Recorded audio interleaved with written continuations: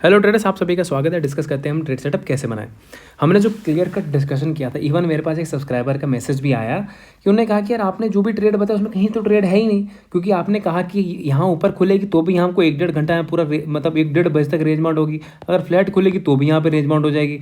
तो एक्चुअली ऐसा ही था। अगर आपको सबको आप देखें, अगर लगता है ना कि आज मार्केट में बवंडर आ जाएगा, तूफान आ जाएगा, आज 10,000 पॉइंट की रैली आ जाएगी, तो ऐसे मार्केट में नहीं होता है। आपको मार्केट की जो प्रैक्टिकल रियलिटी है इसको समझना पड़ेगा। मार्केट इतनी आराम से आपको मूवमेंट नहीं देगा। जब सेटअप बनते हैं तो बनते, जब नहीं बनते तो सच में मेरी पूरी एनालिसिस में क्या था, मैंने क्लियर कट ये बात कही थी कि मार्केट अगर इसके ऊपर, इस ट्रेंड लाइन के ऊपर गैप अप ओपन हो गई तो ये कम से कम 1-1:30 बजे तक इसके ऊपर रुकेगा, तब यहाँ से निकलेगा। रीज़न बीइंग कि मैंने एक लॉजिक बताया था कि मार्केट में जो बड़े प्लेयर्स हैं अपनी पोजीशन को यहाँ पे ऑप्शन सेलिंग में लगा के बैठे हैं, और जब तक ये ऊपर गैप अप खुलकर ऊपर ऊपर ऊपर ही नहीं रुके तब तक ये निकल ही नहीं सकता। फिर क्या कहा था कि मार्केट अगर यहाँ फ्लैट खुल गई इस पॉइंट में कहीं यहाँ पर भी, तो भी मार्केट में कोई ट्रेड नहीं मिलने वाला। इधर ट्रेड मिलेगा आपको 17,060 के नीचे गैप डाउन खुले तो, या फिर हमने कहा था कि अगर हमको गैप अप मिले एग्जैक्ट 17,140 के पास या उससे जस्ट नीचे, तब हम यहाँ पे पुट लेंगे, तब हमको यहाँ पे ट्रेड मिल पाएगा। तो कुछ भी ट्रेड नहीं मिला और मार्केट पूरा दिन 50 पॉइंट में घूम गई। तो यही एक चीज़ है कि आपको एज अ ऑप्शन बायर घात लगा के बैठना पड़ेगा, वेट करना पड़ेगा। अगर आप डेली बेसिस पे सोचते हैं कि जो 10-10 ट्रेड ले लें, 20 ट्रेड ले लें, तो आप कभी भी प्रॉफिटेबल नहीं बन पाएंगे और आप इस मार्केट को छोड़ के चले जाएंगे। इसलिए सब्र रखिए अपने अंदर कि जब तक सेटअप ना मिले मत एंटर कीजिए। अब देखिए, मैं आपको यहाँ पे एक थोड़ा प्राइस एक्शन के लॉजिक समझाता हूँ। ये मैं आपको पहले भी एक बार बता चुका हूँ और आज चार्ट में बन गया तो आज मैं इसलिए बताना चाहता हूँ। ये जो आपको एक पहले चैनल दिख रहा है, अब कब इसमें पुट लेना चाहिए और कब कॉल लेना चाहिए, मैं आपको ये चीज़ हमेशा बताता हूँ। और यहाँ प्रैक्टिकल आज दिख गई। कभी भी अपवर्ड चैनल में, जो आपको अपवर्ड चैनल दिख रहा है, इस चैनल में कभी भी जो नीचे से मार्केट ऊपर जाती है तो सेंटर ट्रेंड लाइन से या फिर इस वाले पॉइंट से कभी पुट नहीं सोचना चाहिए, कभी भी नहीं सोचना है। उसका रीज़न बताता हूँ क्यों। देखिए, अगर नॉर्मल आदमी क्या करेगा, और देखिए मार्केट चलता भी ऐसे ही है। यहाँ पे बाइंग बहुत तेज़ थी, मार्केट देखिए यहाँ पे गया। अब मान लीजिए किसी ने यहाँ पुट लिया, अब देखिएगा इसने यहाँ पुट लिया और उसने, आम आदमी क्या करता है, कोई भी ट्रेडर की इस पे बोलेगा ट्रेंड लाइन के ऊपर निकल जाएगा तो निकल जाऊंगा, तो मार्केट ट्रेंड लाइन पे गई नहीं। ये ऊपर ऐसे करते करते करते करते करते करते यहाँ का सीधे यहाँ पे जाके खोली, तो ये जितने भी यहाँ पोजीशन लेते हैं 150 पॉइंट का यहाँ पे एसएल बना उसका। तो कभी भी इस पॉइंट से कभी भी ट्रेंड लाइन किससे ट्रेडिंग मतलब पुट नहीं लिया जाता।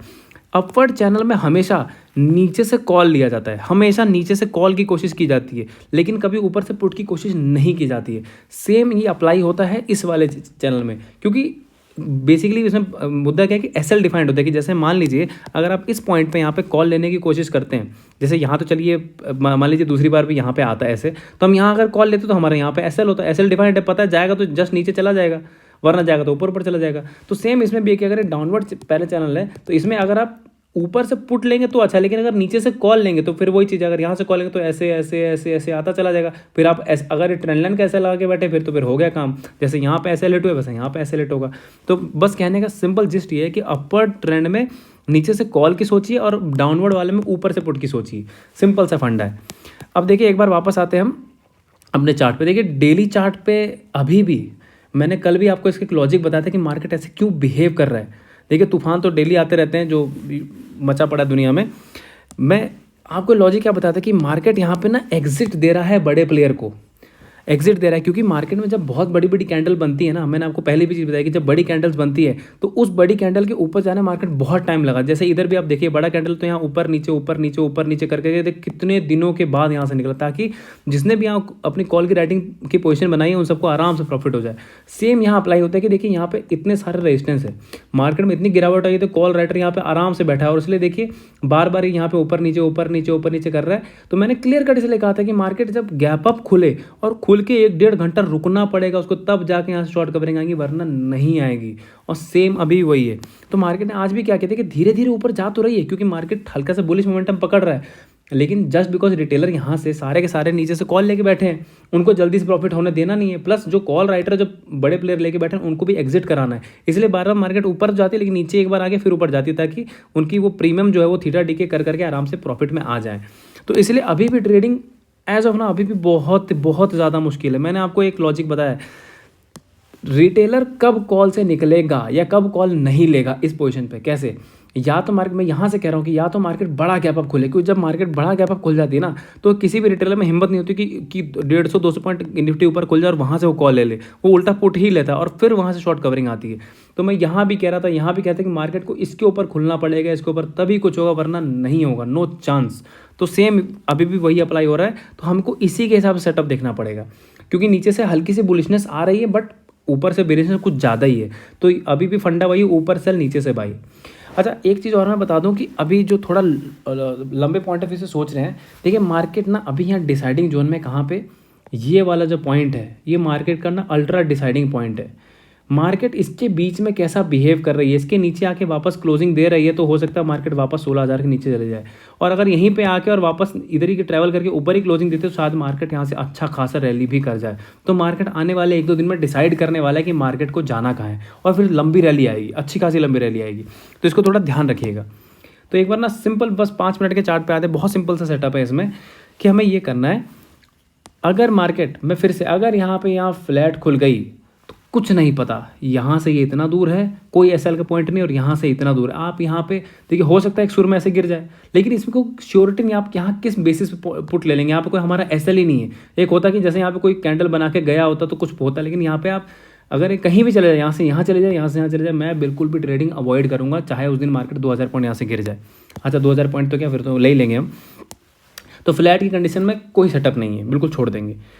हमें ये करना है कि या तो हमको मार्केट गैप डाउन मिले, या गैप डाउन मिले, या फ्लैट खुल के नीचे भी जाए। फ्लैट खुल के नहीं, मैं इनफैक्ट गैप डाउन में कहूँगा कि अगर 17,060 और ये 44 ये वाला जोन है, यहाँ मैं यहाँ पे जब आएगी तब मैं यहाँ पे कॉल लूँगा। अब इस कॉल का जो अगर डायरेक्शन में हमारी चलती है तो हो सकता है ये काफ़ी ऊपर भी चले जाए, बट मेरे को जो समझ में आ रहा है, मैं 17,060 के आसपास से 60 ये वाला एक पॉइंट, ये वाला जो पॉइंट है, यहाँ से मैं कॉल लूँगा। 17,035 का मेरा एसएल होगा। और हाँ, नेक्स्ट एक्सपायरी में ट्रेड लीजिएगा प्लीज़, नेक्स्ट एक्सपायरी में ही ट्रेड लीजिएगा। अगर यहाँ पे मैं कॉल लेता हूँ तो मेरे यहाँ से टारगेट मैं कम से कम इस क्लोजिंग प्राइस के आसपास तो रखूँगा कम से कम। फिर उसके बाद ये ऊपर जाएगी तो फिर वो देखते हैं, अगर वो सिंगल हैंडेडली ऐसे निकल गई, यहाँ पे सिंगल कैंडल्स में निकल रही, तो फिर मैं तो ट्रेल करते हुए इसको ऊपर लेके जाऊँगा आराम से, वरना मेरा एसएल ये छोटा सा है। अगर एसएल हिट होता है तो मैं पुट नहीं लूँगा। रीज़न मीन कि यहाँ से देखिए बाइंग आई है तेज, तो हो सकता है कि इतनी आराम शायद ना गिरे। ये इतनी आराम से तभी गिरेगा जब मार्केट डायरेक्टली 17,000 के नीचे खुले। मार्केट 17,000 के नीचे खुल गया ना, तो फिर ये आपको उसी दिन में 16,800 यहाँ तक भी जा सकता है पक्का। लेकिन अगर इसके बीच में कहीं खुल गई तो फिर बहुत दिक्कत है। इसलिए इस सेटअप को ध्यान से समझिएगा कि पुट मेरा है 17,000 के गैप डाउन पे, वरना अवॉइड। कॉल मैंने जोन बता दिया कि इस जोन से हमें यहाँ पे कॉल लेना है, इस वाले जोन से।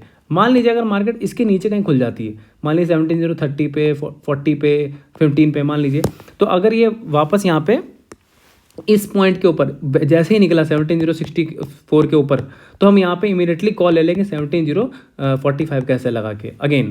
तो मतलब ये मेरा बेसिकली एक डिसाइडिंग पॉइंट है कि इसके ऊपर कॉल है, इसके नीचे यहाँ तक कुछ नहीं, और इसके नीचे यहाँ से पुट है। ये सिंपल सेटअप है। फ्लैट खुल के ऊपर जाती है कुछ नहीं करूँगा, फ्लैट खुल के नीचे जाती है कुछ नहीं करूँगा।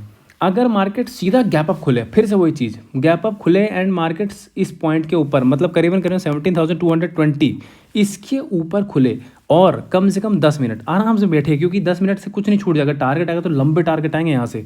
अगर 720 के ऊपर खुलती है, 10 मिनट 15 मिनट कम से कम यहाँ रुक जाती है ऊपर, इधर ही कैंडल यहाँ पर क्लोज करती है। जैसे आज की तरह नहीं कि जैसे यहाँ पे आया फिर वापस नीचे चला गया, यहाँ पर रुकती है, तो फिर मैं यहाँ पे अगेन कॉल लूँगा, तब यहाँ पे मेरा एसएल छोटा हो जाएगा। अब कैसे, वही चीज़ कि अब ट्रेंड लाइन में एसएल छोटा पड़ता है। जैसे ये वाला पोर्शन मैं यहाँ दिखा रहा हूँ, यहाँ पे मान लीजिए रुका और यहाँ मैंने कॉल लिया, तो बस मेरा यहाँ पे छोटा सा एसएल है। अगर कट गया तो ठीक है, नहीं तो फिर टारगेट में बैठे रहेंगे आराम से। फिर यहाँ से पहला टारगेट हम 330 के आसपास रखेंगे, और उसके ऊपर भी निकलता है तब हम 17,450 के आसपास तक हम टारगेट ले जाएंगे। अगर मार्केट मान लीजिए बहुत गैप अप खुल जाती है, चांसेस जिसके हैं कि शायद मान लीजिए गैप अप खुल भी जाए, तो अगर गैप अप खुलती है तो देखो 2 पॉइंट आप मार्क कर लीजिएगा। एक पॉइंट है हमारा 17,330 का, और है 17,450 का। अगर इसके नीचे खुलती है, 17,330 के नीचे खुलती है, तो हम यहाँ पे पुट ले सकते हैं 17,350 के एसएल से।